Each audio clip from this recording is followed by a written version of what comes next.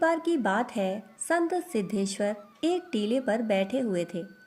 तभी एक व्यक्ति उनके पास आया और बोला, मैं सेठ मणिमल हूँ।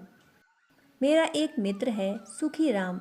उसका नाम तो सुखी राम है, परंतु उसके जीवन में सुख का अभाव है।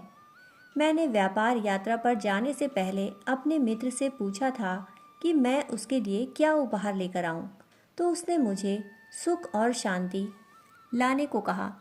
मुझे पता है कि सुख और शांति कोई वस्तुएं नहीं हैं जिन्हें किसी बाजार से खरीदा जा सके, पर मैं उसे निराश भी नहीं करना चाहता था। इसलिए जब किसी ने सुझाव दिया कि आप मुझे इसका सही समाधान बता सकते हैं, तो मैं सीधे आपके पास चला आया।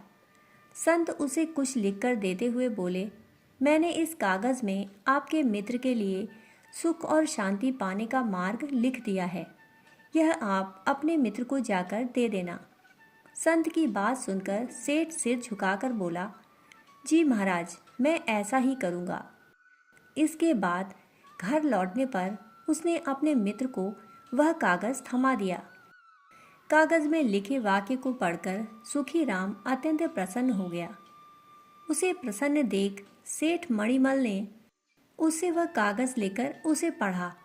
उस पर लिखा था, जिस व्यक्ति के मन में विवेक और वैराग्य का वास हो, जिसके व्यक्तित्व में सहज संतोष व अपार धैर्य के गुण हों, उसका जीवन सुख और शांति का आगार होता है। यह पढ़कर सेठ मणिमल बोला, वाकई यह सीख तुम्हारे लिए ही नहीं बल्कि सभी के लिए अनमोल है। निश्चित रूप से विवेक का साथ होने पर हम जीवन में सही राह पर चल सकते हैं, जीवन का सदुपयोग कर सकते हैं और आनंद को प्राप्त कर सकते हैं।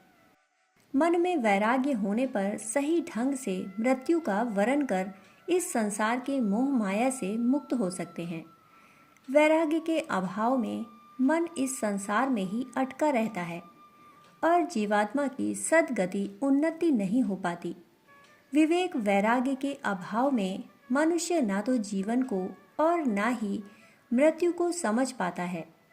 जीवन में विवेक वैराग्य की इस संपदा को अनिवार्य रूप से अर्जित करना होगा और इसके लिए साधना के माध्यम से अपने चित्त का परिष्कार करना होगा।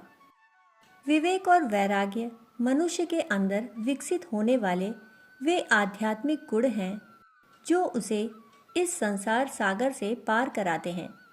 सही जीवन जीने के लिए यदि विवेक की आवश्यकता होती है, तो सही ढंग से मृत्यु प्राप्त करने के लिए वैराग्य भी आवश्यक है।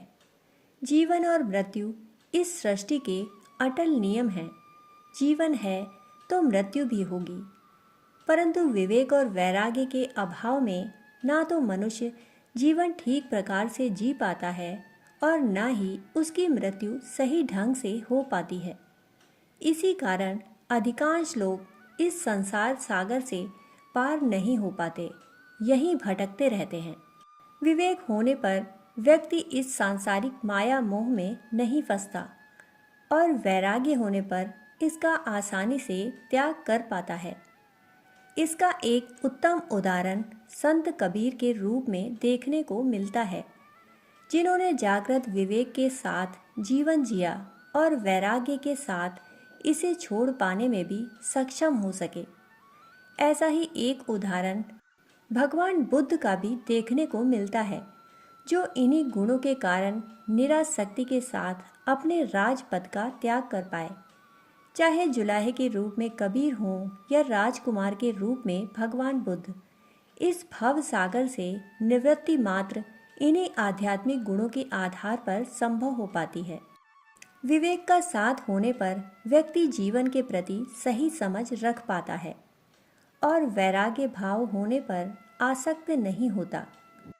अपनी इसी आसक्ति से मुक्त होने के लिए भारतीय संस्कृति में वानप्रस्थ व संन्यास आश्रम की परंपरा रखी गई थी। इसी अनासक्ति का ज्ञान देने के लिए भगवान श्री कृष्ण ने युद्ध भूमि में अर्जुन को गीता समझाई और अपने कर्तव्य का पालन करते हुए अपने ही सगे संबंधियों से युद्ध करने के लिए प्रेरित भी किया। विवेक एवं वैराग्य की यह संपदा जीवन अनुभव से इसे स्वयं अर्जित करना पड़ता है। महर्षि पतंजलि की भाषा में कहें तो जैसे जैसे मनुष्य के चित्त का परिष्कार होता जाता है, उसके अंदर विवेक एवं वैराग्य जगता जाता है। ऐसा नहीं होता कि विवेक जगे और वैराग्य न जगे, और वैराग्य जागृत है तो विवेक नहीं जगा हो। दोनों का जागरण एक साथ होता है। चित्त के शुद्ध होने के साथ दोनों का स्वतः ही जागरण होता है। दोस्तों, कहानी सुनने के लिए आप सभी का बहुत बहुत आभार। फिर मिलते हैं ऐसी ही कहानी के साथ। तब तक के लिए धन्यवाद।